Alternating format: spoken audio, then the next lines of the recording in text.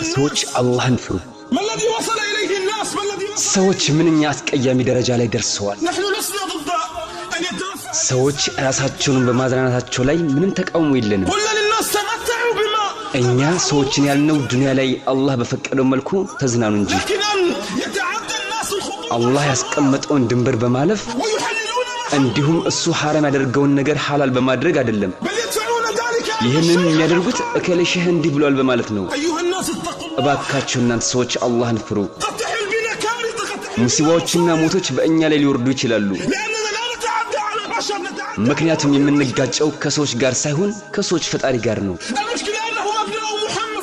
ችግሩ እኮ የነብያችን ሰለላሁ ዐለይሂ ወሰለም ኡማ ልጆች መሆናቸው ነው። በድፍረትና በኩራት ተነስተው ይሄ ሐላል ነው ይላሉ።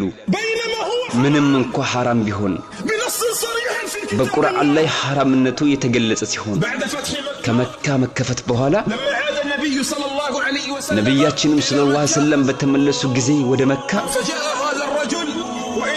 አንድ ሰውዬ በካዕባ ግድግዳ ላይ ተንጠልጥሎ ያገኛሉ።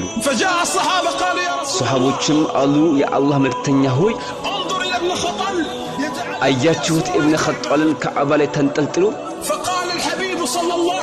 የኛ ውድ ነብይም ሰለላሁ ዐለይሂ ወሰለም ሂዱና ግደሉት አሏቸው። የኛ ውድ ነብይ ሰለላሁ ዐለይሂ ወሰለም አሉ ሂዱና ግደሉት። ቀልደለም እኛም ይቅርታን ጠይቃለን ውድ ነብያችን ሆይ። ኢንተርኔት ላይ አንዳንድ ነገር እንከፋፍትና ምንም እንዳልተፈጠረ መልሰን እንዘጋቸዋለን። ይህንንም እያየን ምንም ማድረግ አልቻልንም። የዳዕዋ ሜምበር ብቻ ነው ያለን፣ እንዲሁም ቀለም ብቻ ነው ያለን። እንዲሁም ነብያችን ሰለላሁ ዐለይሂ ወሰለም ሲነኩ ለመከላከል ድምጻችንን ማሰማት የምንችለው እንዲህ በማለት ብቻ ነው። አላህ ሆይ ነብያችን ላይ ድንበር ያለፉ ሰዎች ላይ ተአምርህን አሳየን። አላህ ሆይ በውዱ መልእክተኛህ ላይ ድንበር ያለፉ ሰዎች ላይ ተአምርህን አሳየን።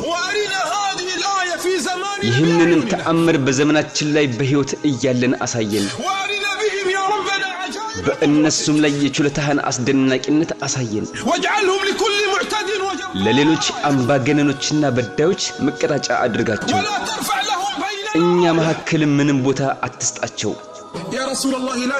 ረሱላችን ሆይ በዚህ በፍራቻ ዘመን ምንም ማድረግ አልቻልንም። ነገር ግን ወዳጆቼ ትልቅ ነገር በእጃችን ላይ አለ። ይህም ልጆቻችንን በጭፈራና በአልባሌ ነገር ሳይሆን በነብያችን ሰለላሁ ዐለይሂ ወሰለም ታሪክና በነብያችን መንገድ መሰረት በማሳደግ ነው። የኡመታችን መጪው ትውልድ ከባድ ትውልድ ነው።